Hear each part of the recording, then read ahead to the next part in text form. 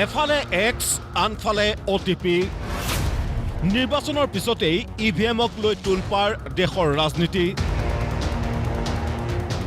টেসলাৰ মুখ্য কাৰ্যবাহী বিষয়া এলন মাস্কে কোনো দেশৰ নাম উল্লেখ নকৰাকৈ ইভিএমক হেক কৰিব পাৰি বুলি কৈ ইভিএম ব্যৱস্থা বাতিল কৰিব লাগে বুলি সামাজিক মাধ্যমত পোষ্ট কৰাৰ পিছতেই ইভিএমক ব্লেক বক্স আখ্যা দি খৰব হৈছিল ৰাহুল গান্ধী আৰু তাৰে পিছত এক্সৰ জৰিয়তে প্ৰত্যাক্ৰমণ আৰম্ভ কৰিছিল বিজেপিৰ ৰাজ্যসভাৰ সাংসদ ৰাজীৱ চন্দ্ৰশেখৰে ভাৰতৰ ইভিএমসমূহক ইউৰোপৰ দেশসমূহৰ ইভিএমতকৈ পৃথক আখ্যা দিছিল বিজেপি সাংসদগৰাকীয়ে हमारे ईवीएम हमारे देश में के ईवीएम जो हैं यूएस के ईवीएम्स और वेस्टर्न यूरोप के ईवीएम से बहुत ही अलग हैं कि हमारे ईवीएम्स का में कोई कनेक्टिविटी नहीं, कोई वाईफाई, इंटरनेट, ईथरनेट का कोई प्रावधान नहीं होता है और उस देयरफॉर हमारे ईवीएम में अंदर घुसने के लिए कोई ट्रैपडोर नहीं मौजूद होता। तो बाहर से हैक करने का जो प्रावधान यूएस के और वेस्टर्न यूरोप के ईवीएम्स में होते हैं हमारे ईवीएम में नहीं है।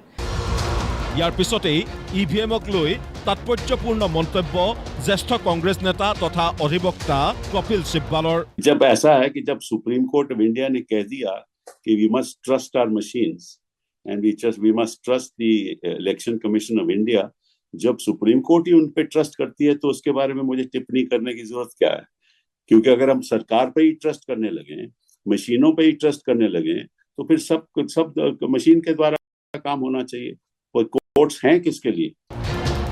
ইভিএমৰ প্ৰসংগতেই নিৰ্বাচন আয়োগ আৰু মুখ্য নিৰ্বাচনী আয়ুক্তৰ ভূমিকা সন্দৰ্ভত প্ৰশ্ন কপিল সিব্বালৰ सभी विपक्षी दलों को गंभीरता से सोचना चाहिए कि क्या संवैधानिक संस्थाएं इस रवैये को अपनाकर क्या हमारे देश में फेयर एंड फ्री इलेक्शन हो सकता है? तो ये एक बहुत ही अलग मुद्दा है। इसमें ईवीएम की इश्यू भी शामिल है, इसमें इलेक्शन कमीशन के फैसले भी शामिल हैं, उसमें इलेक्शन कमीशन का रवैया भी शामिल है, इससे इलेक्शन कमीशन किस तरह से शेड्यूल करती हैं वो भी शामिल है। ये तो बहुत भारी मुद्दा है और विपक्ष को जोर से सेशन में उठाना चाहिए। और मैं तो समझता हूं कि जो इलेक्शन कमीशन ऑफ इंडिया है, खास तौर पे जो चीफ इलेक्शन कमिश्नर है, उनके बारे में कमी कहा जाए तो अच्छा।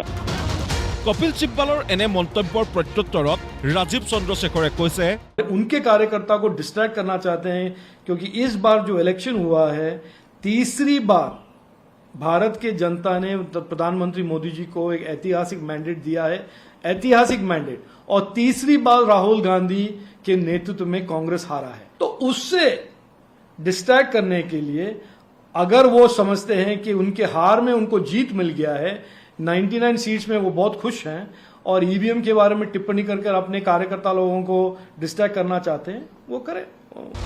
এক্সৰ জৰিয়তে এলন মাস্কৰ বিস্ফোৰণৰ পিছত দেশৰ ৰাজনীতি এনেদৰে তোলপাৰ লগাৰ সময়তে উত্তৰ পশ্চিম মুম্বাই লোকসভা সমষ্টিত সৃষ্টি হৈছে আন এক ইভিএম বিতৰ্ক। সমষ্টিটোত মাত্ৰ ৪৮টা ভোটৰ ব্যৱধানত পৰাজিত হৈছিল শিৱসেনাৰ উদ্ধৱ ঠাকৰে শিবিৰৰ আমোল কীৰ্তিকাৰ। জয়ী হৈছিল চিণ্ডে গোটৰ ৰবীন্দ্ৰ ৱাইকাৰ। অভিযোগ অনুসৰি চিণ্ডে গোটৰ প্ৰাৰ্থীগৰাকীৰ খোলখালী মংগেশ পাণ্ডিলকাৰে ভোট গণনাৰ সময়ত মোবাইলসহ উপস্থিত আছিল ভোট গণনা কক্ষত। পাণ্ডিলকাৰে মোবাইলত এটা নিৰ্দিষ্ট অটিপি জেনেৰেট কৰাৰ পিছতেই ইভিএমত সলনি হৈছিল ভোটৰ সংখ্যা। আনহে নালাগে দুবাৰকৈ বিজয়ী ঘোষিত হোৱাৰ পিছতো অন্তিম মুহূৰ্তত পৰাজিত ঘোষণা হৈছিল ठाकरे गुटर प्रार्थीगराकी। अमोल कीर्तिकर को 2 बार विजय घोषित किया, फिर रिटर्निंग ऑफिसर वंदना सूर्यवंशी को किसी का फोन आता है